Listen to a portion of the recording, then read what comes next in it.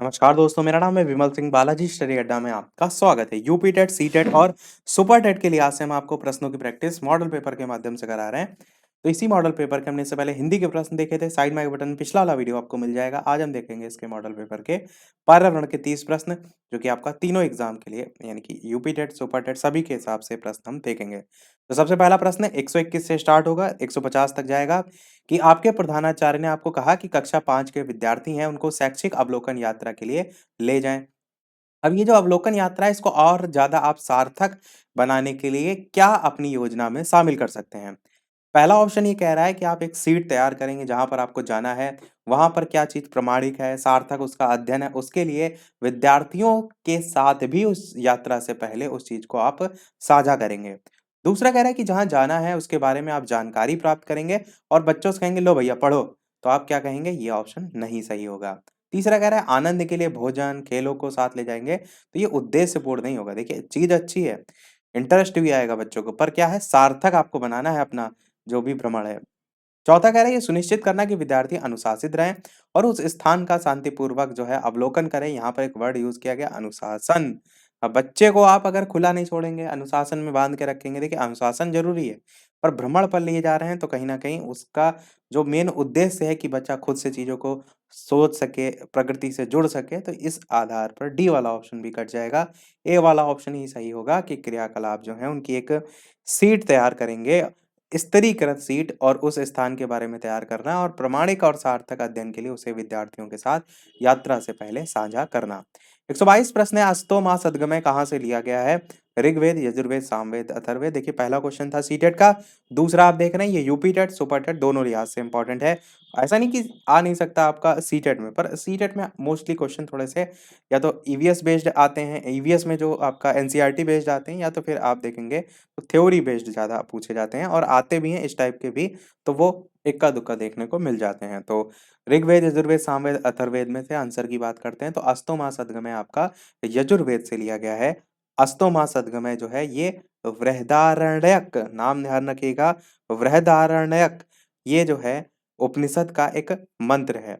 और जो बृहदारण्य, इसको बोलने का तरीका है कि व्रह अलग बोलिए और दारण्यक अलग बोलिए। वृहदारण्यक जो उपनिषद है ये शुक्ल यजुर्वेद से जो है वो जुड़ा हुआ है, एक उपनिषद है। और अगला प्रश्न 123, उस पौधे में पत्तियां जिन्हें सब्जी की तरह प्रयोग में लाया जाता है, इसके बीजों से तेल भी प्राप्त किया जाता है, वो पौधा इनमें से कौन सा है? पालक, नारियल, बंद गोभी या सरसों? तो बताइए कौन सा सही होगा? आसान सा प्रश्न है, आप सभी जानते हैं कि सरसों के जो बीज होते हैं उनसे ही तेल निकाला जाता है और पत्तियों से इसके साग बनाया जाता है। तो वही आपका कहते नहीं, सरसों का साग और मक्का की रोटी, तो वहां से साग याद रख सकते हैं और सरसों का तेल तो होता ही है, तो डी वाला ऑप्शन सही हो जाएगा। 124 प्रश्न है कि फंस पौधों के किस भाग में जो है वो आते हैं? जिम्नोस्पर्म, एंजियोस्पर्म, थैलोफाइटा या फिर टेरिडोफाइटा? बताइए कौन सा सही होगा? आंसर की बात करते हैं तो आपका इसमें टेरिडोफाइटा सही होगा। ये पौधों का वो समूह होता है जिसमें पर्णहरित यानी कि जो क्लोरोफिल होता है वो संवहन ऊतक, यकृत और पुष्पोद्भिद पौधे जो है वो आते हैं। इनमें बीजाणु भी उत्पन्न होते हैं, सब इनकी विशेषताएं हैं। तो टेरिडोफाइटा आपका सही हो जाएगा। 125 प्रश्न है, लोकसभा की बहस किस भाषा में मुद्रित होती है? हिंदी, अंग्रेजी, संस्कृत या हिंदी और इंग्लिश दोनों में? कौन सा सही होगा? आंसर की बात करते हैं तो आप कहेंगे कि हिंदी और इंग्लिश दोनों में ही जो है वो होती है, लोकसभा की जो बहस होती है। और संविधान का भाग कौन सा है? तो भाग 17 है। अनुच्छेद कौन सा है? तो 343 यानी 343 से 351। ये संबंध जो है किससे है? तो राजभाषा से जो है ये संबंधित है। 126 प्रश्न है, यदि 1 महीने के लिए बिजली ना हो, तो हमारा जो जीवन है वो किस प्रकार प्रभावित होगा? इस प्रश्न को पूछने का उद्देश्य जो है वो है बिजली के स्रोतों के बारे में शिक्षार्थियों का आकलन करना, शिक्षार्थियों के कल्पनात्मक और चिंतनपरक कौशलों का विकास करना, या फिर सामान्य जानकारी का आकलन करना, या फिर समुचित तरीके से बिजली का प्रयोग करने के प्रति जो शिक्षार्थी हैं उनको संवेदनशील बनाना। अब देखिए, सामान्य जानकारी तो बिल्कुल भी उद्देश्य नहीं है, क्योंकि बच्चे से केवल नॉर्मल नहीं पूछा जा रहा है, उससे क्या पूछा जा रहा है कि 1 महीने के लिए बिजली ना हो, ऐसे में बहुत सी सिचुएशन बन सकती हैं, तो हमारा जीवन किस प्रकार प्रभावित होगा? तो इसमें जो छात्र होगा वो डिफरेंट तरीके से सोचेगा, कोई कुछ कहेगा, कुछ कोई कुछ। तो बिजली का जो स्रोत है, इसके बारे में शिक्षार्थियों का आकलन ये उद्देश्य भी नहीं है, कि बिजली कहाँ से आ रही है, क्यों नहीं आ रही, वो मेन उद्देश्य नहीं है। मेन उद्देश्य ये है आपका कि शिक्षार्थियों के कल्पनात्मक और चिंतनपरक जो कौशल हैं, उनका विकास करना। ताकि मैंने बताया ना कि अलग-अलग तरीके से जो है बच्चे सोचेंगे, किस प्रकार जो है वो प्रभावित होगा हमारा जीवन, यदि 1 महीने तक बिजली जो है वो ना हो, तो बी वाला ऑप्शन यहाँ पर सही हो जाएगा। और बिजली का प्रयोग करने के प्रति शिक्षार्थियों को संवेदनशील बनाना, वो भी ऑप्शन नहीं होगा। 127 प्रश्न कक्षा 3 के विद्यार्थियों को भोजन का पाठ पढ़ाते समय मनीषा भोजन संबंधित आदतों में सांस्कृतिक, क्षेत्रीय विविधता पर विशेष ध्यान देना चाहती है। मेन क्या ध्यान देना है? सबसे पहले तो कक्षा 3 के विद्यार्थी हैं, दूसरा भोजन का पाठ पढ़ाया जा रहा है, तीसरा मनीषा पढ़ा रही हैं और चौथा सांस्कृतिक क्षेत्रीय विविधता पर विशेष ध्यान देना चाहती हैं। नीचे दिए गए जो अधिगम अवसर हैं, उसमें किसके द्वारा विद्यार्थियों को वांछित जानकारी दी जा सकती है? पहला कह रहा है पाठ्यपुस्तक में विभिन्न प्रकार के भोजन के विषय में दी गई जो जानकारी है उसकी और विस्तृत व्याख्या करना। देखिए व्याख्या करना या रटाना इस टाइप की चीजें आपकी नहीं सही होती हैं, तो ए ऑप्शन नहीं होगा। बी कह रहा है किसी बाहरी भोजन बनाने वाले व्यावसायिक एजेंसी को आग्रह करके विभिन्न क्षेत्रों या संस्कृतियों के भोजन का प्रदर्शन करना, बिल्कुल गलत है।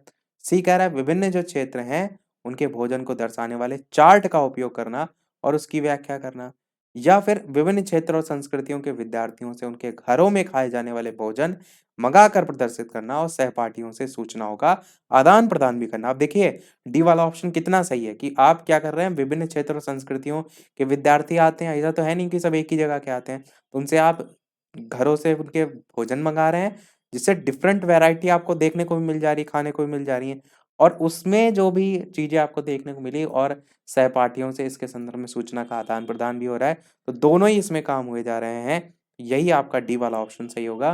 प्रश्न में यही तो पूछा गया था कि अधिगम अवसर जो है उसमें किसके द्वारा विद्यार्थियों को वांछित जानकारी जो है वो दी जा सकती है। तो इस तरीके से जो है वो दी जा सकती है। 128 प्रश्न कोहरा, बादल, कुहासा किसके उदाहरण हैं? एरोसोल के हैं, ठोस सॉल के हैं, झाग के हैं, जेल के हैं। कौन सा सही होगा? तो आप कहेंगे कि द्रव अथवा गैसों में ठोस कणों का जो निलंबन होता है, वो कहलाता है आपका एरोसोल। और कोहरा, बादल जितने भी ऑप्शन यहाँ पर दे रखे हैं, ये सभी इसी के एग्जाम्पल होते हैं। 129 प्रश्न है भारत के राष्ट्रपति को उनके कार्यकाल का समाप्ति से पहले महाभियोग करने के लिए किसकी अनुशंसा अनिवार्य होती है? प्रधानमंत्री की, लोकसभा अध्यक्ष की, भारत के मुख्य न्यायाधीश की या संसद के दोनों सदन की? और बात हो रही है भारत के राष्ट्रपति की। अब देखिए राष्ट्रपति का पद आप जानते हैं कितना ऊंचा होता है, तो अकेले लोकसभा अध्यक्ष के बस की बात नहीं है। प्रधानमंत्री अकेले कर नहीं पाएगा क्योंकि राष्ट्रपति तो बहुत उससे बड़ा है।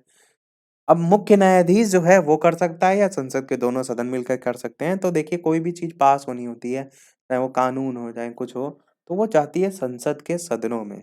तो बस वहीं से ही आपको समझ में आ गया होगा कि संसद के दोनों सदन ही यहाँ पर सही होगा।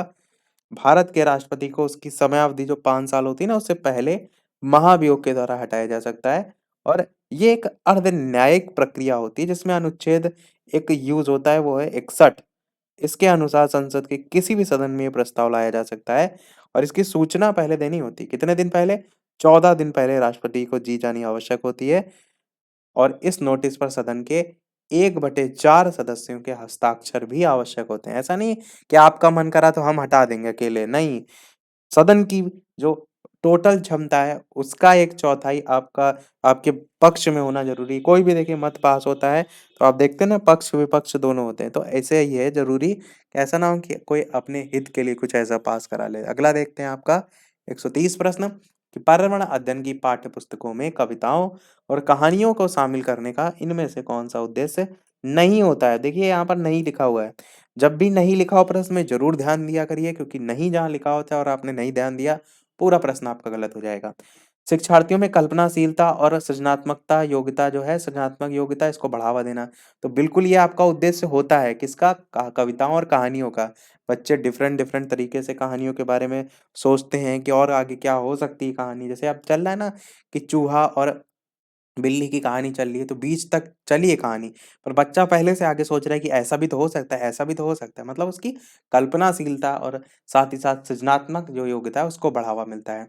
विषय में रुचि बहुत ज़्यादा देखने को मिलती है। कहानियों से तो आप देखते हैं ना कि अभी मैं ही हूँ आपको पढ़ा रहा हूँ, आपको भले इतना ध्यान ना जाए। अब थोड़ी कहानी जोड़ दी चूहा-बिल्ली वाले से, तो आपका दिमाग तुरंत चलने लगा। मतलब क्या होता है, विषय में रुचि भी बनती है। नित्य और एकरस विषय वस्तु में बदलाव करना, ये भी आपका ऑप्शन सही है, पर यहाँ पर कहानियों के संदर्भ में नहीं सही है। नित्य मतलब एक ही जो आप बाट पाठ पढ़ा रहे हैं, या एक ही रस विषय वस्तु जो है, उसमें बदलाव करना कहानियाँ, कविताओं का उद्देश्य नहीं होता है, तो ये वाला आपका गलत है, तो आंसर यही सही होगा। और शिक्षार्थियों को आनंद और मज़ा उपलब्ध कराना, ये भी कहीं न कहीं उद्देश्य हो जाता है, क्योंकि बच्चे जब इंटरेस्ट ले रहे हैं, तो उनको मज़ा आती है और जब मज़ा आती है, तभी वो सीखते भी हैं। कहीं भी आप कुछ भी पढ़ रहे हैं, आपको अगर इंटरेस्ट आ रहा है, मैथ आपको नहीं समझ में आ रही, पर अगर आपको मज़ा आने लगी कि हाँ भैया इंटरेस्ट आ रहा है, अब समझ में आ रही है, तो चीज़ें भी समझ में आने लगती हैं, तो वही यहाँ पर जो है वो कहने का मतलब है, मतलब इसको आप नेगेटिव सेंस में जो है वो नहीं लेंगे। अगला देखते हैं आपका 131 कि पर्यावरण अध्ययन की एक अच्छी पाठ्यचर्या को बच्चों के प्रति सही, जीवन के प्रति सही और विषय के प्रति सही होना चाहिए। पाठ्यचर्या की निम्नलिखित विशेषताओं में कौन-सी उपयुक्त आवश्यकता को पूरा नहीं करता है? बात हो रही है पाठ्यचर्या की, बस उस पे ही फ़ोकस करिएगा। पहला कह रहा है ये शब्दावली और परिभाषाओं पर अधिक बल देती है। दूसरा कह रहा है कि यह भय और पूर्वाग्रहों से मुक्त होने के मूल्यों को बढ़ाती है। तीसरा कह रहा है यह विषय को एक सामाजिक प्रक्रम के रूप में देखने के लिए शिक्षार्थियों के हेतु आवश्यक है। और चौथा कह रहा है ये शिक्षण अधिगम प्रक्रिया पर अधिक बल देती है। तो देखिए, शिक्षण अधिगम प्रक्रिया बल बिल्कुल सही है, शिक्षार्थियों के लिए आवश्यक वाला बिल्कुल सही है। साथ ही साथ जो पूर्वाग्रह होते हैं ना, पूर्वाग्रह जैसे हम लैंगिक पूर्वाग्रह देखते हैं कि पहले से एक मिथ बना हुआ है कि ऐसा होगा तो नहीं तो ऐसा होगा, तो ये सब आपके मुक्त होने के मूल्यों को बढ़ावा भी मिलता है ये सब चीज़ों से, ये भी सही है।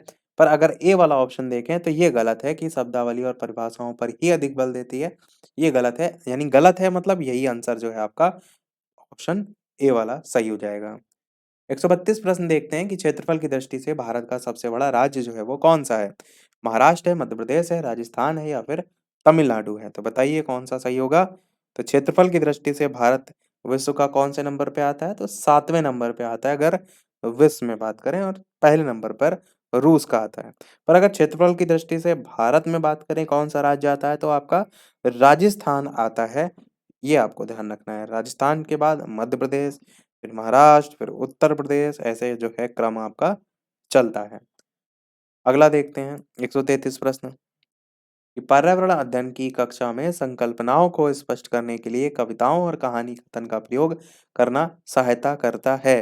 किसमें सहायता करता है? शिक्षार्थियों में जो निहित भाषा और सांस्कृतिक विविधताएं हैं उसका ध्यान रखने में सहायता करता है, या फिर सही दिशा में विद्यार्थियों की ऊर्जा का संचयन करने में सहायता करता है, या फिर पाठ को आनंददायी और रोचक बनाने में सहायता करता है, या फिर स्थानीय और वैश्विक स्तर पर संसार की प्रकृति को खोजने और कल्पना करने की योग्यता को बढ़ावा देने में सहायता करता है। अब देखिए यहाँ पर ऑप्शन लगभग-लगभग सभी सही एक जैसे लगेंगे कि पर्यावरण अध्ययन की कक्षा में जो संकल्पनाएँ होते हैं, उनको स्पष्ट करने के लिए कविताएँ और कहानी कथन का प्रयोग किया जाता है।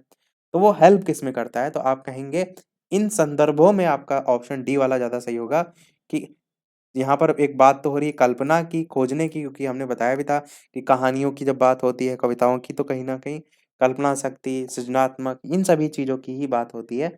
उस आधार पर भी डी वाला ऑप्शन सही होगा, और स्थानीय और वैश्विक स्तर पर संसार की प्रकृति को खोजने और कल्पना करने की योग्यता को बढ़ावा देने में ये भी ऑप्शन, मतलब उसके कंप्लीट फॉर्म को देखेंगे तो आपका ऑप्शन डी वाला ही सही होगा।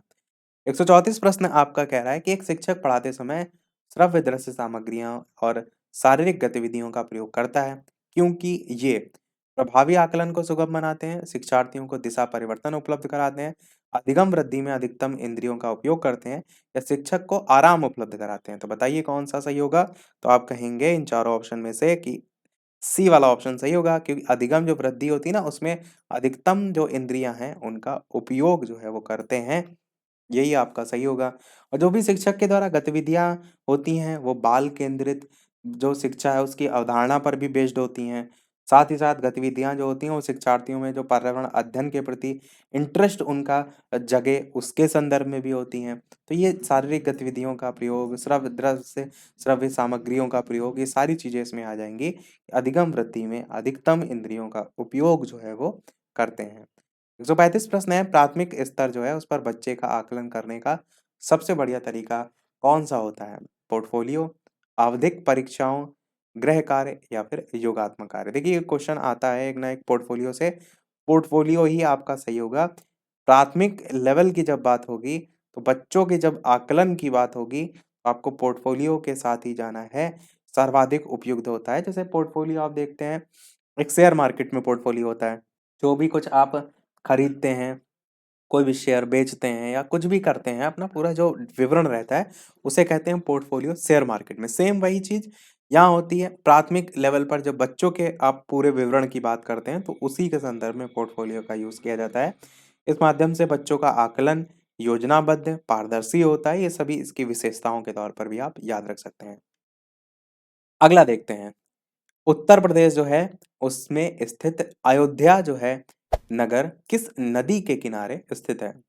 तो गंगा, यमुना, सरयू या गोमती, बताइए कौन-सा सही होगा? इसके अलावा वीडियो पसंद आ रहा हो, चीज़ें समझ आ रही हो, लाइक भी अवश्य करते रहिएगा, मुझे भी मोटिवेशन मिलता रहे आपके एक लाइक से। तो देखिए अयोध्या जो है, वो जो नगर है वो आपका स्थित है सरयू नदी के किनारे, बस सी वाला ऑप्शन सही हो जाएगा। बहुत ही चर्चित है नदी, आप सभी ने सुना अवश्य होगा, सभी ने आंसर जो है वो सही दिया है। 137 प्रश्न, निम्नलिखित में से भोजन बनाने का कौन-सा तरीका अच्छा है? सब्जियों को काटने और पकाने से पहले उन्हें कुछ समय के लिए धूप में रखना। क्या ये तरीका बिल्कुल आप खुद सोचिए कि आप ऐसा करते हैं? ये ऑप्शन तो कट जाएगा। बी कह रहा है बैक्टीरिया नष्ट करने के लिए सब्जियों को गहरे तलते हुए पकाना। क्या ये तरीका सही है? या सब्जियों को अच्छी तरीके से धोना और फिर काटना?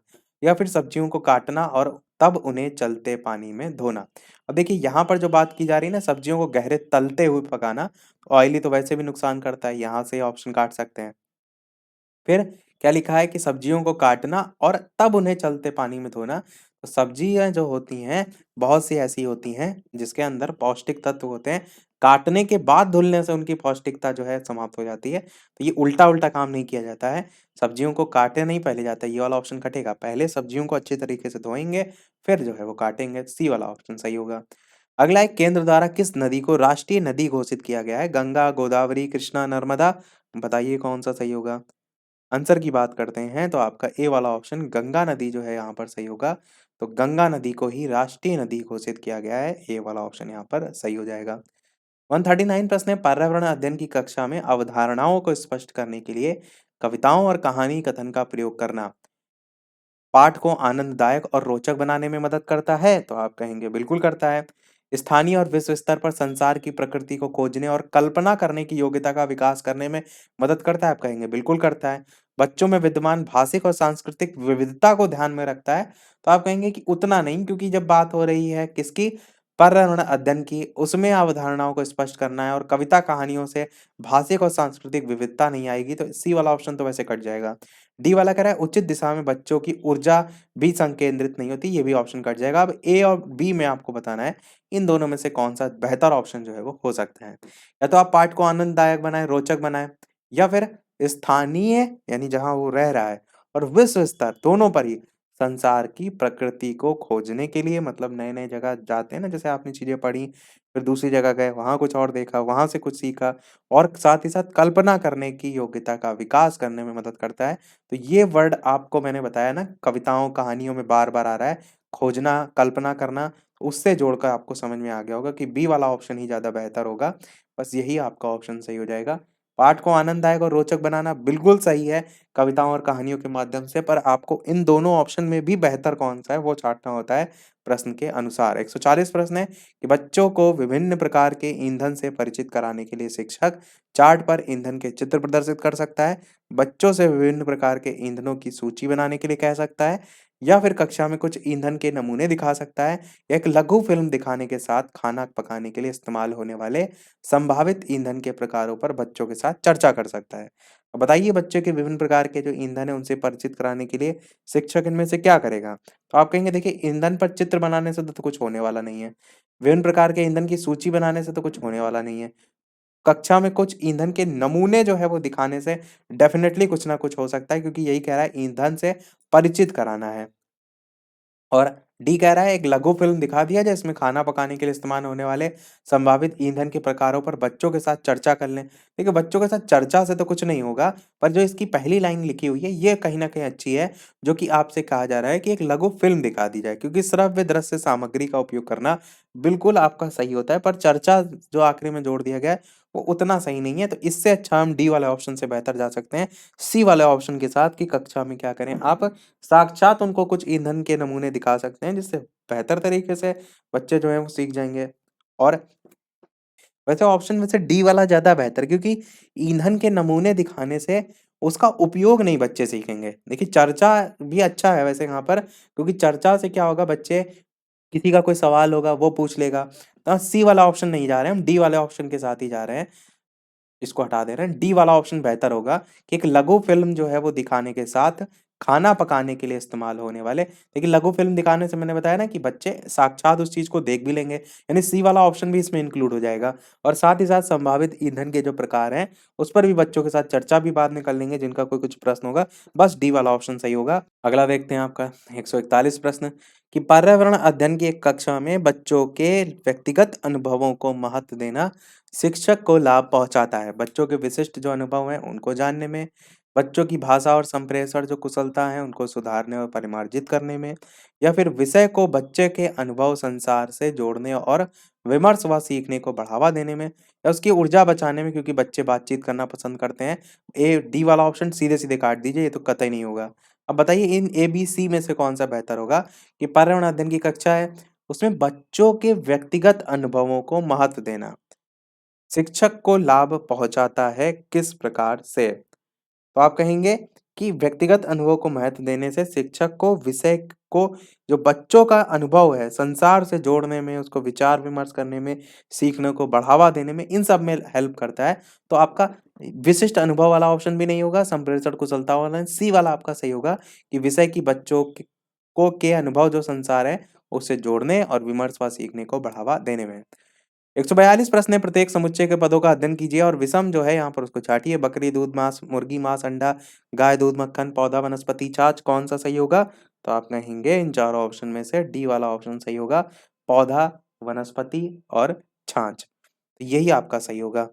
साफ-साफ आपको दिख रहा है जैसे बकरी जो है, बकरी से दूध भी मिलता है, बकरी से माँस भी, मुर्गी से माँस भी, मुर्गी से अंडा भी, गाय से दूध, गाय से मक्खन भी, नहीं दूध से मक्खन भी मतलब पौधे और वनस्पति छाछ में देखेंगे तो पौधा का वनस्पति से संबंध तो है, पर छाछ का जो है नहीं है, तो यही आपका अलग हो जाएगा और यही पूछा गया था विषम शब्द छाँटिए। 143 प्रश्न है भारत के नक्शे में दिल्ली के संदर्भ में झारखंड और राजस्थान क्रमशः किस दिशा में आते हैं? ऐसे क्वेश्चन सीटेट में बहुत आते हैं, एक ना एक मैप से। आपको स्थिति अवश्य पता होना चाहिए मैप में सभी राज्यों की, ताकि कोई क्वेश्चन आए तो आप कर ले जाएँ। तो बताइए इनमें से कौन-सा सही होगा? आप क्या कहेंगे पूर्व-पश्चिम, पूर्व-दक्षिण, पश्चिम-पूर्व या पश्चिम-दक्षिण? तो आपका ऑप्शन ए वाला ही सही हो जाएगा। पूर्व और पश्चिम जो है झारखंड और राजस्थान जो है उसकी जैसे दिल्ली यहाँ पर पड़ता है, वैसे समझिए दिल्ली यहाँ पर पड़ता है और उत्तर दिशा ऊपर है, दक्षिण नीचे है, पश्चिम इधर है और पूर्व इधर है। तो आपका जो झारखंड है वो इस दिशा में जाकर पड़ेगा और जो राजस्थान है वो इस दिशा में जाकर पड़ेगा दिल्ली के संदर्भ में। अगला देखते हैं आपका 144 प्रश्न मधुमक्खियों के संदर्भ में सही कथन आपको चुनना है। तो पहला ऑप्शन कह रहा है रानी मक्खी अंडे नहीं देती। ये सारी जो चीज़ें आप देख रहे हैं हम पहले से करा चुके हैं। सीटेट ईवीएस के नाम से एक प्लेलिस्ट मिल जाएगी उसमें आपको मिल जाएगी। बाकी ये बताइएगा तो एक बार फिर से करा देंगे। किसी छत्ते में मादाओं की अपेक्षा नर अधिक होते हैं। काम करने वाली मक्खियाँ दिन भर काम करती हैं।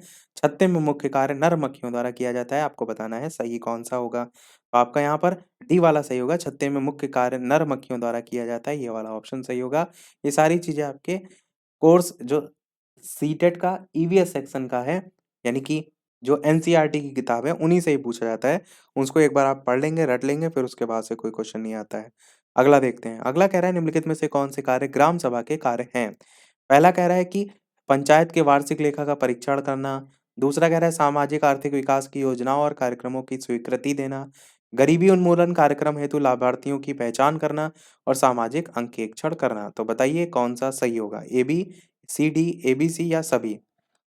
तो ये आपको ग्राम सभा के संदर्भ में पूछा गया है। आंसर की बात करते हैं तो आपका ऑप्शन यहाँ पर सभी जो है वो सही हो जाएगा। ये सारे ही जो है वो कार्य इसमें जो है वो आ जाते हैं ग्राम सभा के अंतर्गत। अगला देखते हैं आपका 146 प्रश्न। एक अध्यापक मेधा पाटेकर पाटकर और अमृता देवी बिश्नोई के योगदान पर बोल रहा है, तो क्योंकि रीजन पूछा गया है। दोनों का संबंध जल संरक्षण के आंदोलन से है, दोनों महिला सशक्तिकरण आंदोलन से संबंधित है, दोनों के आंदोलन पर्यावरणीय मुद्दों पर हैं, या दोनों ने चिपको आंदोलन को बढ़ावा दिया था। तो किससे संबंधित है? जल संरक्षण से बिल्कुल नहीं है, महिला सशक्तिकरण की बात ही नहीं है। पर्यावरण मुद्दे, ये आपका बिल्कुल सही हो सकता है, और चिपको आंदोलन से भी हो सकता है। तो बस सी वाला आपका सही है। दोनों ने आंदोलन, जो पर्यावरणीय मुद्दे हैं उस पर ही है दोनों के आंदोलन, यही आपका सही हो जाएगा। अगला प्रश्न देखते हैं 147। ध्वनि ज्यादा तेजी में चलती है, निर्वात, पानी, हवा या लकड़ी? बताइए किस में चलती है? तो हमेशा ध्यान रखिएगा, जो ध्वनि की गति होती है वो सर्वाधिक होती है ठोस में, परंतु डिपेंड जो है वो उसके घनत्व पर करती है। तो ऑप्शन इन चारों में से लकड़ी वाला आपका ऑप्शन सही हो जाएगा।